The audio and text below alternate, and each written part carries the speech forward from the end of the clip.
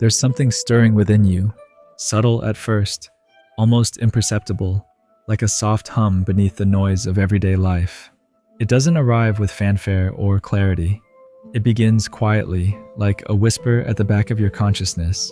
You might be sitting among friends, surrounded by laughter and conversation, yet something feels off. You catch yourself smiling at the right moments, nodding when expected, but inside you feel detached, as if there's an invisible pane of glass separating you from the world.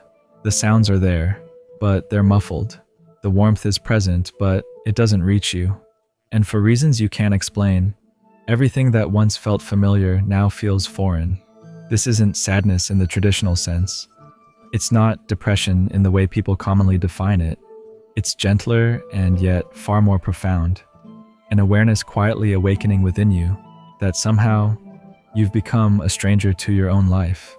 If this feeling resonates with you, if you've sensed this subtle distance expanding between who you are and the world around you, then what follows might help you understand what's truly happening. Because what you're experiencing isn't a flaw. It isn't a failure of personality or purpose. It's not evidence that something in you is broken. What's unfolding is a signal, a message from the deepest layer of your being, trying to get your attention. Something inside is shifting, and that shift could be the doorway to the truest version of yourself. This distance you feel, this invisible detachment, isn't random. It's not merely the product of stress or burnout or the natural cycles of emotion. It's psychological, yes, but also deeply spiritual. It's your system recalibrating after years of quiet compromise.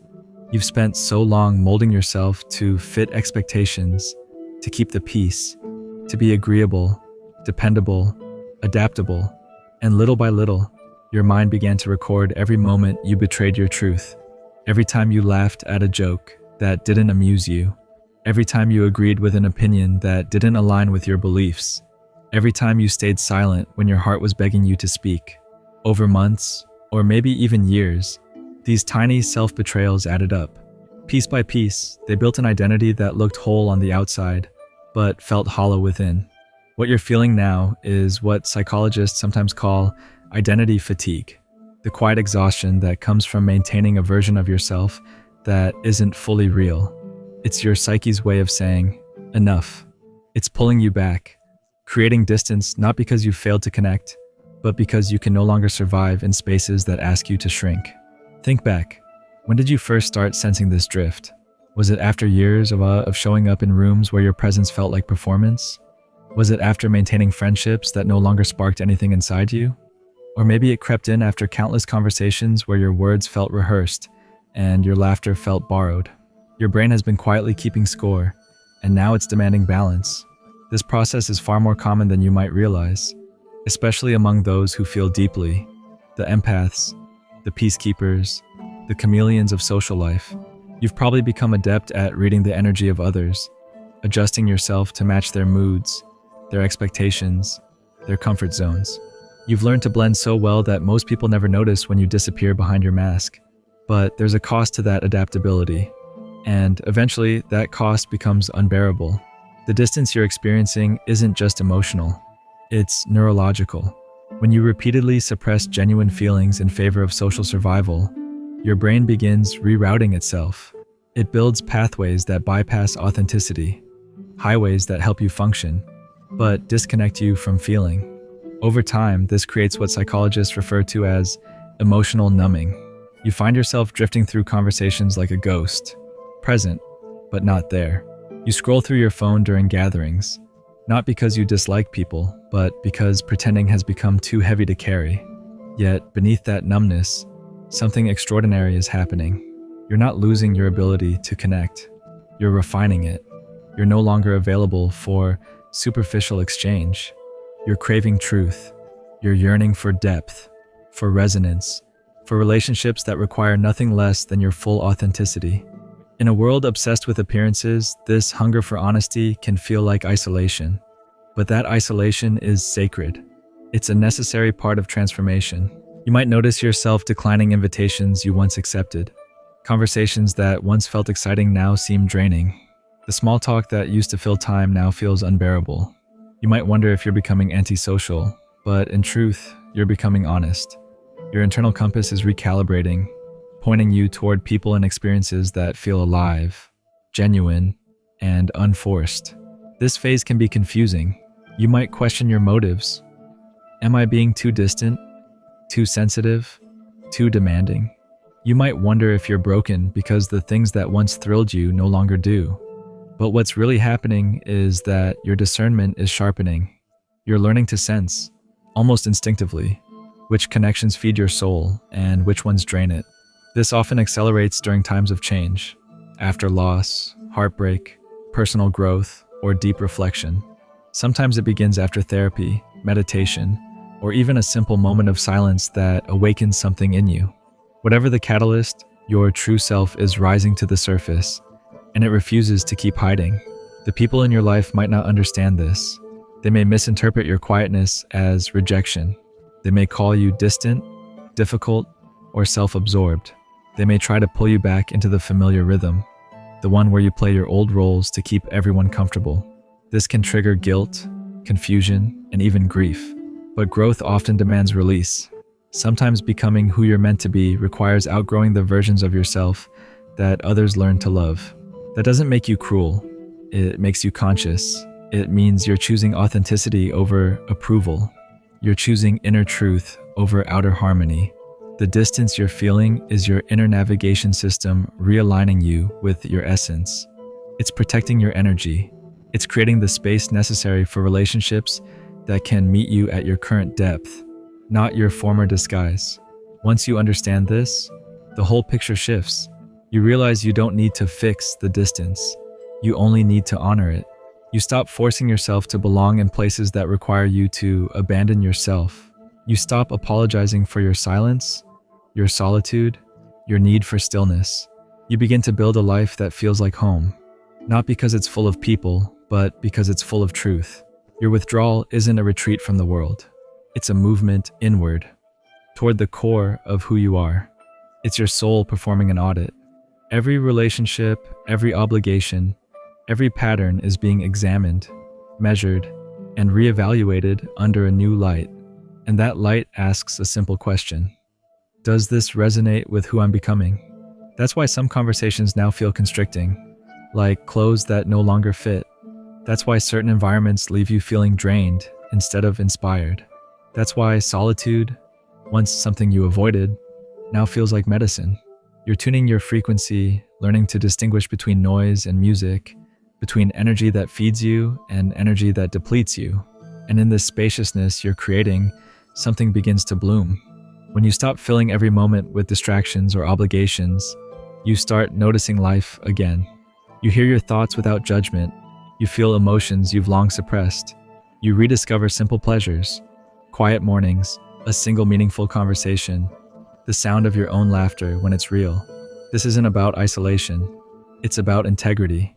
It's about showing up fully in the moments that matter, instead of half present in 1,000 that don't. When you honor your truth, your presence gains weight. Your words carry resonance. The people who are meant for you will feel that difference and be drawn to it. You'll notice your circle shifting, not shrinking, but refining. You may talk less often, but your conversations will feel alive. You may see fewer people, but those interactions will leave you nourished instead of depleted.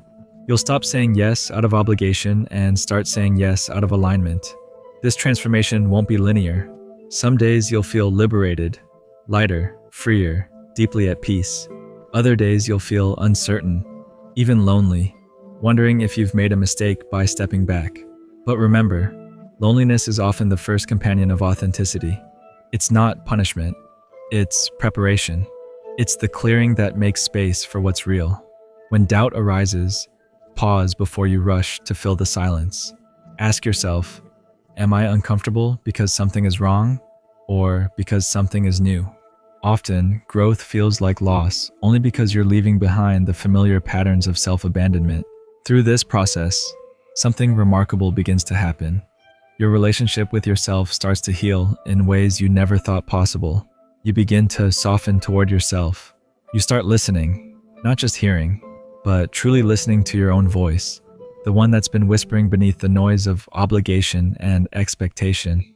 You stop turning outward for answers that were never meant to come from the world, and instead, you turn inward, asking your heart what it truly needs, what it's been quietly aching for all this time.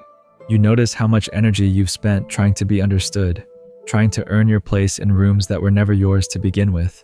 And for the first time, you begin reclaiming that energy, calling it home, piece by piece. The energy you once scattered chasing approval now flows toward understanding yourself. You start realizing that peace isn't found in being seen by everyone. It's found in being fully known by yourself. And as that happens, you start uncovering truths that both surprise and free you. You realize that some of your dreams weren't yours. They were inherited, shaped by the hopes of others, handed down through family, culture, or the quiet pressure to succeed. You see how many of your ambitions were never born from passion, but from survival, from the need to be worthy, to belong, to prove something. You notice how many paths you walked, not out of desire, but out of duty. Then comes the gentler realization. Even those parts of you that performed, that played roles, that wore masks, they weren't wrong. They were simply doing what they knew best, protecting you. Every version of you that smiled through the pain or stayed silent to avoid conflict was trying to keep you safe in a world that didn't always value your truth. There's no shame in that. Those masks were armor once. They allowed you to survive. But the same armor that once protected you now feels heavy. And your soul, tired of carrying it, begins to whisper, "You can put it down now." Because safety, while comforting, isn't the same as freedom. Safety keeps you small. Freedom asks you to expand. And your soul, the real you, craves that expansion. It's no longer content with existing inside walls built from fear or familiarity. It wants air, space, movement. It wants to stretch its arms into the full experience of life. And with this new awareness comes a sacred responsibility, the duty to honor what you know. Because once you've seen the truth, you can't unsee it. You can no longer pretend to be unaware. You're called to live in alignment with what you've discovered, even when it's inconvenient, even when others don't understand. This is where courage enters. Not the loud, heroic kind, but the quiet, everyday kind that whispers, "Keep being honest," even when it costs you comfort. It's the courage to stop shrinking just so others can feel tall. It's the decision to stop dimming your light for fear that someone else might squint. You begin realizing that your brightness was never meant to blind others. It was meant to remind them of their own light. The distance you feel right now, it's not emptiness. It's not loss. It's a sacred in-between. A doorway between the version of you that once sought permission to exist and the version that now claims its space without apology. This distance isn't a void. It's a womb. A place of becoming, where your new self is forming in the quiet, unseen places of your being. It's your essence stepping forward, asking for room to breathe, to live, to finally be expressed without filters or masks. So if you've been feeling that quiet separation, that strange, almost spiritual disconnection from the world around you, don't mistake it for isolation. It's initiation. It's the beginning of awakening. You're not withdrawing from life. You're returning to it in its truest form. You're not losing connection. You're remembering what real connection feels like. The kind that's born from authenticity, not performance. You are not broken. You are opening. You are not cold or detached. You are simply done pretending. What others may label as distance is actually presence. The presence of your real self finally taking up space where once only your facade lived. Your soul is teaching you discernment, the art of knowing what resonates and what doesn't. It's guiding you toward people and places that feel like peace, not pressure. It's leading you to conversations that nourish your spirit rather than drain it. It's teaching you to recognize the vibration of truth, the way your body relaxes when you're around authenticity, and the way it tenses when you're not. You begin to realize that love, real love, doesn't demand performance. It doesn't ask you to shrink or edit yourself to be palatable. It doesn't thrive on control or pretense. It breathes in honesty. It lives in presence. So maybe, just maybe, this distance isn't taking you away from love at all. Maybe it's leading you toward a love that feels like home, a love that sees you without needing to fix you, a love that hears you without you having to explain, a love that holds space for every version of you, the messy, the healing, the growing, the becoming, and perhaps most importantly, it's guiding you toward the love within yourself, the kind that no longer abandons you when you're uncertain, the kind that sits with you through confusion, that forgives you for your past, that celebrates your becoming even when no one else understands it. Because at the heart of this entire journey lies one truth. You are not separating from the world. You are returning to yourself. You are coming home. And this time, you're bringing all of you with you. Unhidden, unfiltered, unafraid.